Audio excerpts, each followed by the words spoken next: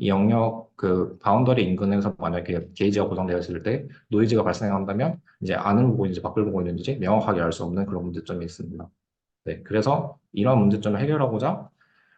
네, 저들은 베이지안 터치 크리테리언이라는 BTC라는 이제 줄여서 표현하는데요. 이 한계점을 해결하기 위한 제안된 모델인데요. 아래 왼쪽에 그림 보시게 되면 C라고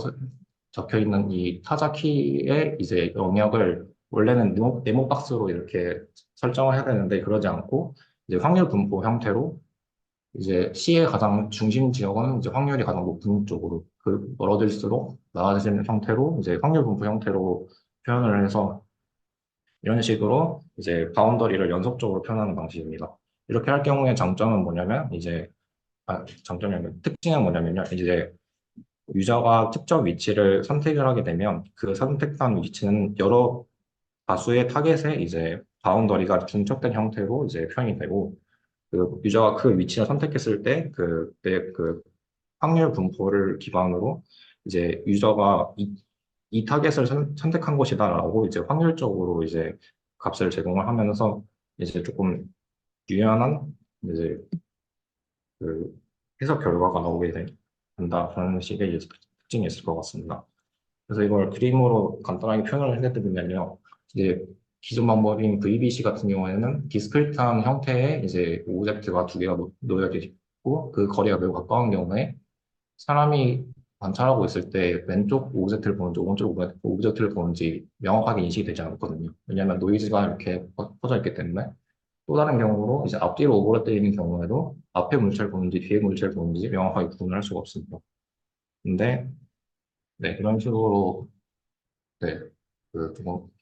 좀 표현을 좀 러프하게 했는데요. 이런 식으로 조금 희미하게 경계를 만들어버리게 되면 더 넓은 영역이 차지하고 있는 이 왼쪽 오브젝트, 이거 같은 경우는 뒤에 오브젝트가 이제 실제 유저가 보는 방향이다라고 이제 설명하는데요. 그래서 이런 두 가지 모델을 수식적으로 표현한 이제 논문이 이제 14년도 유리스트에 이제 발표된 논문인데요. 베이지안 터치라고 해서 이 논문 같은 경우는 2D 스크린에서 이 베이지안 모델을 어떻게 활용할 수 있는지 정확하게 그리고 그거를 이제 베이지안 터치 디스턴스라고 해서 BTD 이게 이 거리가 최소화 되는 타겟이 이제 실제 유저가 원하는 타겟이다라는 그런 결론을 내린 논문입니다. 네, 그래서 여기서 그 수식적인 정의를 이제 좀 보여드릴 건데요. 네, 이제 그러니까 라지 T가 이제 지금 첨자와 구분이 잘 안 되는데요. 이제 T1부터 Tn, 그러니까 화면상에 N개의 타겟이 있다고 가정을 했을 때, 그리고 저희는 이제 터치 포인트 S는 이제 아마 3D니까 XY 좌표로 이제 표현이 될 건데요. 그 S 좌표에 대해서 이제 저희가 S 좌표를 눌렀을 때,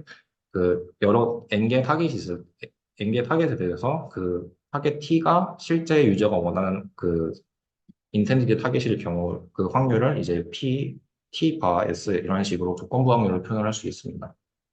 그 경우에 이제 저희가 원하는 타겟은 이제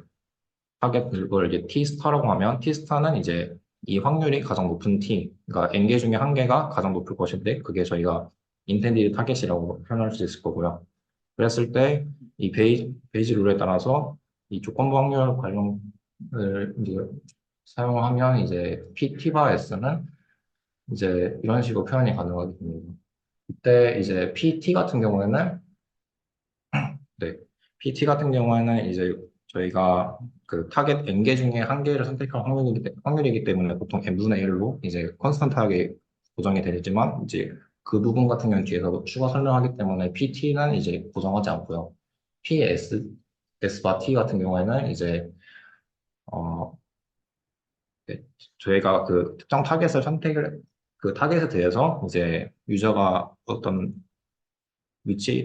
그 스크린 터치를 했을 때 그때 이제 조건부 확률이고 그리고 PS 같은 경우에는 이제 노멀라이즈 컨스탄트라 해서 그러니까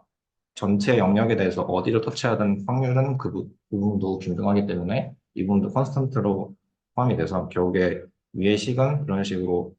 PS바 T랑 PT 이런 식으로 이제 표현이 되게 됩니다. 그랬을 때 PS바 T는 이제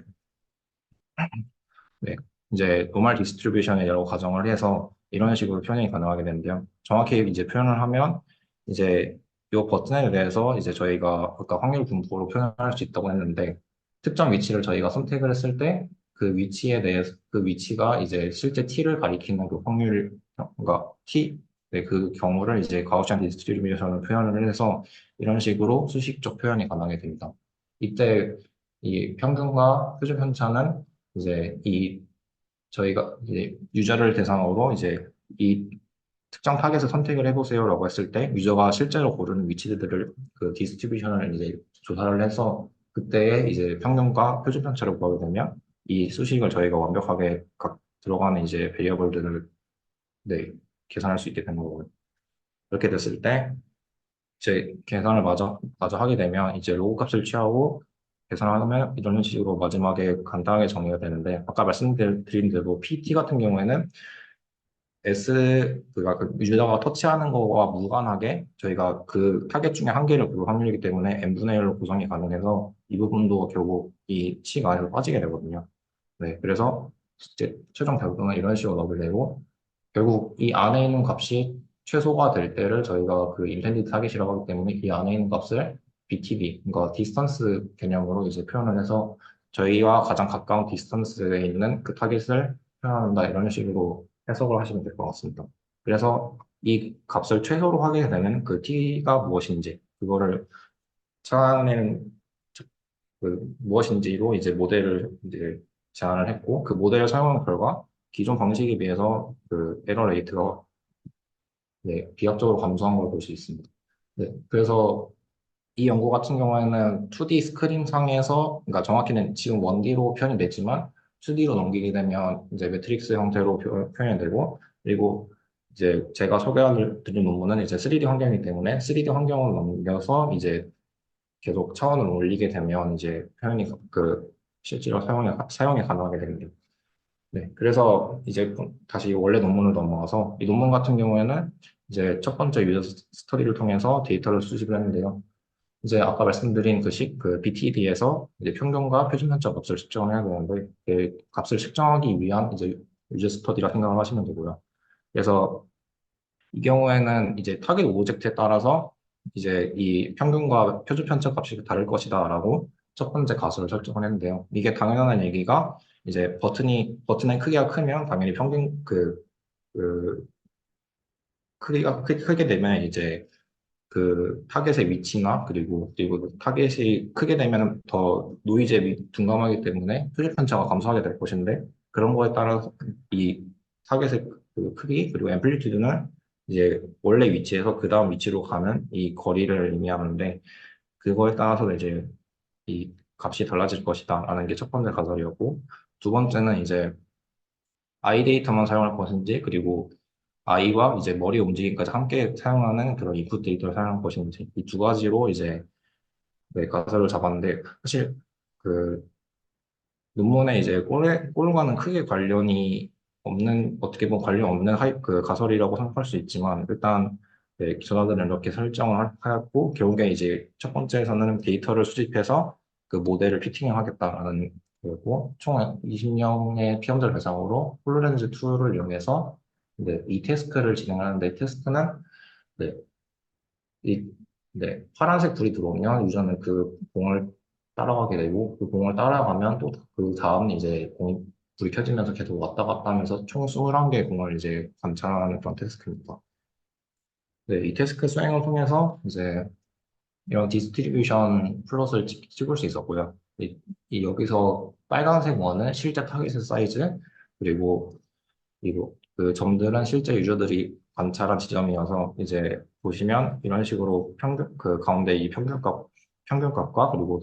그 표준 편차 값을 이제 구할 수 있어서 그 아까 말씀드린 그 BTD에서 필요한 상수값들을 모두 측정할 수 있게 되었고요. 그리고 이 오른쪽 테이블 같은 경우에는 아까 말씀드린 그 첫 번째 가설, 그러니까 타겟의 폭이나 그 앰플리튜드에 따라서 이제 평균값이나 이제 표준 편차가 어떤 식으로 변화를